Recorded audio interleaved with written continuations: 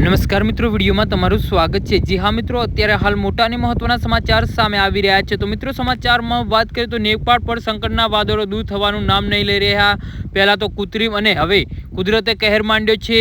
નેપાળના 36 કલાકથી વરસી રહેલા મુશળધાર વરસાદે તબાહી મચાવી છે। વરસાદના કારણે ભૂસ્ખલન અને પૂર આવતા ઓછામાં ઓછા 40થી વધુ લોકોના મોત થયા છે અને અનેક ગુમ થયા છે। નેપાળ પોલીસે પ્રવક્તાએ નિબોધ ઘિમરીએ જણાવ્યું હતું કે જુદા જુદા સ્થળ પર ભૂસ્ખલનના કારણે અનેક લોકોએ જીવ ગુમાવ્યા છે। જી હા મિત્રો, અત્યારે હાલ મોટા અને મહત્વના સમાચાર સામે આવી રહ્યા છે। તો મિત્રો, સમાચારમાં વધુ વિગતવાર વાત કરીએ તો પ્રવક્તા શાંતિ મહતે જણાવ્યું હતું કે પૂરના કારણે 11 લોકો વહી ગયા છે।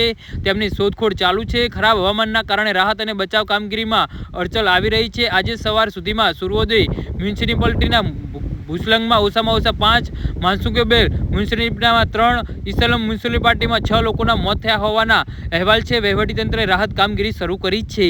આ વિસ્તારની એએસપી પોખરલે મીડિયા સાથે વાત કરતા જણાવ્યું હતું કે આપત્તિના મૃત્યુઆંક વધી શકે છે। હાલમાં નુકસાનીની સમીક્ષા થઈ રહી છે। અત્યાર સુધીમાં મારી પાસે નુકસાન અને નુકસાનીની માત્ર પ્રાથમિક વિગતો છે। બચાવ કામગીરી પૂરજોશમાં ચાલી રહી છે। જી હા મિત્રો, તો આના વિશે તમારું શું કહેવું છે તો નીચે મારી કમેન્ટ બોક્સમાં જરૂરથી જણાવજો અને મારી યુટ્યુબ ચેનલને સબસ્ક્રાઇબ કરવાની ભૂલતા નહીં। વિડીયો પૂરો જોવા બદલ તમારો ખૂબ ખૂબ આભાર।